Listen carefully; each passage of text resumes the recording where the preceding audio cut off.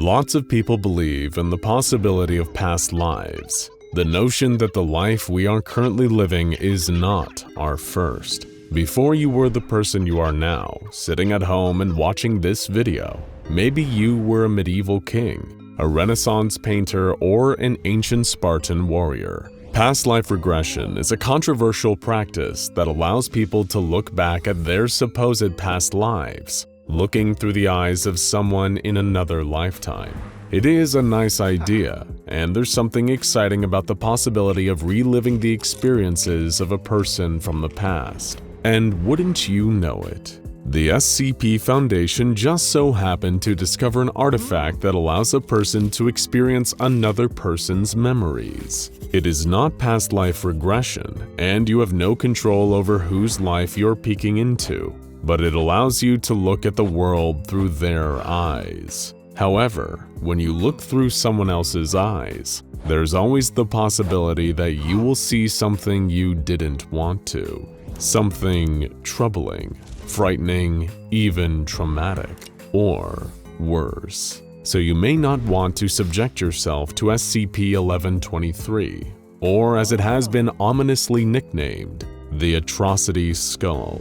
SCP-1123 is an old human skull with no teeth or lower jaw. Across the forehead region of the skull, the Khmer word for remember is written in blood. Testing of the skull and blood determined it was from the 1970s, and that both the blood and skull belonged to the same person. The Atrocity Skull was discovered by a colonel in the Vietnamese People's Army in the 1980s, as part of a collection of human remains displayed in a Cambodian museum. Struck by the bloody writing and the peculiar feeling that the skull gave him, the colonel decided to send it to Hanoi for further investigation. While in transit, though, the skull was intercepted by the SCP Foundation. Foundation agents set a trap along the road, blowing out the tires of the colonel's transportation.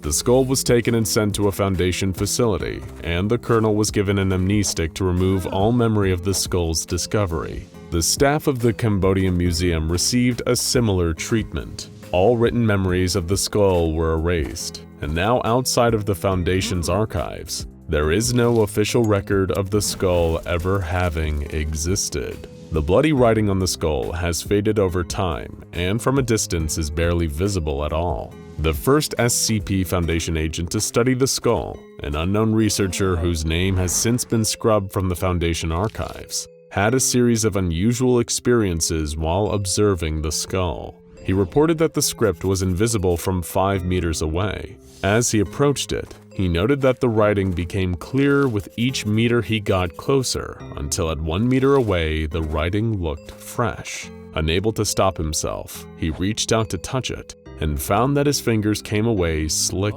and red. Somehow, the bloody writing was still wet, as if it had been drawn only moments before. As soon as he touched the text, he began to experience anomalous sensory phenomena. The room filled with the smell of smoke. He could hear the sound of heavy breathing and the pounding of a heartbeat. There were thundering footsteps behind him, and he turned to look, but found nothing there. He jerked his hand back away from the skull, recoiling at the sensation of ants crawling over the back of his hand. His eyes began to sting as if filled with ash, and he stumbled backward, only to fall to the ground from a sudden stabbing sensation, like a shard of glass piercing his shoe and the sole of his foot. The researcher was removed from the room and examined by a physician, who found that none of these sensations had accompanying physical symptoms. They were purely psychosomatic, so it seemed. There was nothing in his eyes, no wound on his foot. Contact with the skull had caused him to experience these physical stimuli, but it was all in his head. And this was far from the full extent of SCP-1123's impact on those who interacted with it. After several weeks untouched, the skull was examined by yet another Foundation researcher. When she touched the surface of the skull to lift it and take a closer look, she fell into a dissociative fugue state, a kind of distressing altered state of consciousness. She became confused, disoriented, and wouldn't respond to her name. The skull was removed from her grasp as soon as she became unresponsive, but this did nothing to return her to normal. The accompanying researchers simply had to observe her and wait for her to wake up. 6 hours later, when she finally did, she recounted what she experienced after touching the skull. She claimed that she had seen the life of another person in the time between touching the skull and returning to consciousness. She could recount details of this other person's life, describing places she had never been, events she had never witnessed, and even speaking a language she had previously demonstrated no command of. The other researchers determined that the person described actually had existed, though they had since passed away, and that all the little details were too specific to be a simple coincidence. After this encounter with SCP-1123, several other researchers experienced similarly traumatic fugue states. The Foundation was able to identify several shared characteristics among those who touched the skull and experienced the life of another person. All of the people whose memories were seen by test subjects died before the subject was born, were a victim of violence or imprisonment, died in a tragic or violent way by murder, starvation, or infection, and died as a result of being targeted by a political movement. These patterns led to the coining of the SCP's nickname, the Atrocity Skull. It is a skull that forces those who touch it to relive past atrocities. In order to further understand the nature of the skull's effects on test subjects and the nature of the lives it imprints on them, a series of experiments were performed by the Foundation. Various people of differing cultural backgrounds were exposed to the skull in an attempt to determine what correlation, if any, there is between someone exposed to the skull and the type of person whose memories they experience. In the first experiment, a man of Irish and French ancestry was told to touch the skull. He immediately collapsed and began to scream in Armenian and resist any and all assistance from Foundation officers. When he returned to full consciousness, he explained that he had taken on the memories of an Armenian farmer who was burned alive by the Ottoman army in 1915 during the Armenian genocide. During a different experiment, a man with Haitian ancestry touched the skull. Just before touching it, he complained of a chemical smell and a powerful itching sensation. After he touched it, he began to violently cough. His fugue state lasted for 60 minutes and was characterized by confusion and a sudden ability to speak Kurdish. After waking up from the fugue state, the man was able to describe the imprinted personality of an 85-year-old victim of a mustard gas attack in Iraq in 1989. A third experiment involved a woman with Chinese ancestry who became unresponsive for over 2 hours after touching the skull. She was clearly distressed and began to loudly weep as the time progressed. Once the 2 hours were up, she was able to give an interview where she described her experience while in the fugue state. She experienced the life of a young Ukrainian girl who died in 1932 as a result of violence at the hands of a Soviet brigade. Several other experiments were also conducted, producing similar results. Each time, the subject would experience a fugue state lasting from around an hour to upwards of 6 hours. The experiments allowed the Foundation to determine some statistical patterns in the personalities and memories experienced by test subjects. The more victims that can be attributed to a historical event, the more likely it is that a test subject will experience the memories of someone killed in that event. There is no apparent correlation between the nationality of the test subject and the nationality of the person whose memories they will live through.